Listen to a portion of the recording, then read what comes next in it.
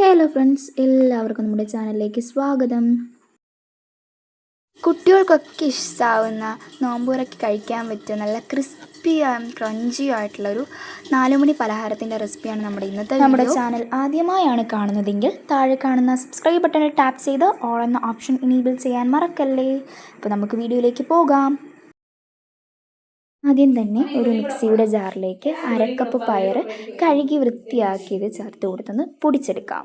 വീഡിയോയിൽ കാണുന്ന പോലെ നല്ല ഫൈനായിട്ട് തന്നെ പൊടിച്ചെടുക്കണേ. ഇനി ഒരു ബൗളിലേക്ക് പൊടിച്ചു വെച്ചിരിക്കുന്ന ചെറുപയറിൻ്റെ കൂട്ട് ചേർത്ത് കൊടുക്കാം. ഇതിലേക്ക് 1/4 കപ്പ് സവാള ചെറുതായി കൊത്തിയരിഞ്ഞത് ചേർത്ത് കൊടുക്കാം. ഇത് നന്നായി ഇളക്കി യോജിപ്പിക്കുക. ഇനി ഇതിലേക്ക് 1 ടേബിൾ സ്പൂൺ ഇഞ്ചി വെളുത്തുള്ളി പേസ്റ്റ് ചേർത്ത് കൊടുക്കാം. നന്നായി ഇളക്കി കൊടുത്തതിന് ശേഷം ഇതിലേക്ക് 1/2 കപ്പ് കോൺഫ്ലോർ ചേർത്ത് കൊടുക്കാം. ഇതിലേക്ക് 1 teaspoon garam masala, 1 table spoon മല്ലിപ്പൊടി, 1/2 table spoon Kashmiri chilli powder, 1 table spoon പഞ്ചസാര, 1/4 ടീസ്പൂൺ ഉപ്പ് എന്നിവ ചേർത്ത് കൊടുത്ത് നന്നായി ഇളക്കി യോജിപ്പിക്കാം. ഇനി ഇതിലേക്ക് ഒരു പിഞ്ച് കുരുമുളക് പൊടി ചേർത്ത് കൊടുക്കാം. ഇതിലേക്ക് ഒരു പച്ചമുളക് വട്ടത്തിലരിഞ്ഞതോടെ ചേർത്ത് കൊടുക്കാം.